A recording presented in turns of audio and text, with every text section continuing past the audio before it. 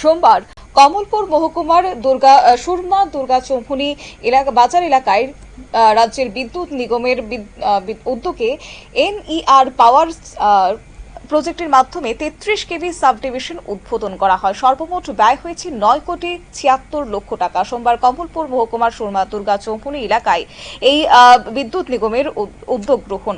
অবশ্য এদিন ফলক উন্মোচন ও ফিতা কেটে উদ্বোধন করেছেন রাজ্যের বিদ্যুৎ মন্ত্রী রতনলাল নাথ। উপস্থিত ছিলেন বিধায়ক মনোজ কান্তি দেব, বিধায়িকা স্বপ্না দাস পাল, দুর্গাচৌমুহনী পঞ্চায়েত সমিতির চেয়ারম্যান ভানুপত লোদি এবং ধলাই জেলা পরিষদের সহকারী সভাধিপতি অনাদি সরকার, বিশিষ্ট সমাজসেবী মেরি দেববর্মা, বিশিষ্ট সমাজসেবী সুভাষ আহির, দুর্গাচৌমুহনী ব্লকের ভিডিও সমিত কুমার দাস সহ অন্যান্যরা। গোটা বিষয় নিয়ে এদিন কি জানিয়েছেন মন্ত্রী রতনলাল নাথ, শুনুন।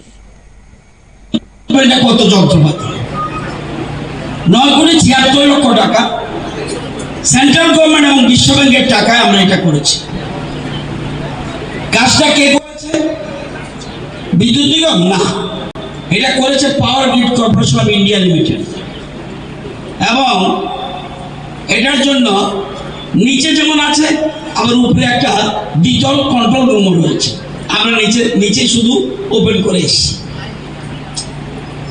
আপনারা জানেন এটা করার ফলে কত পরিবারের লাভ হবে?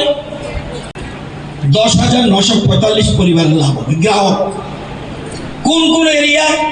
দুর্গাচৌমুহনী, হালাহালি, কুচাইনালা।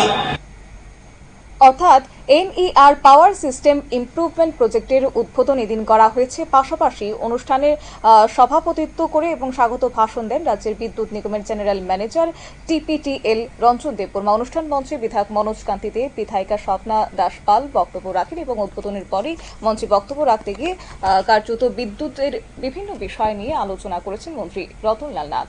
নিয়ে নিচ্ছে ছোট্ট একটি বিজ্ঞাপন, বিরতির সঙ্গে থাকুন।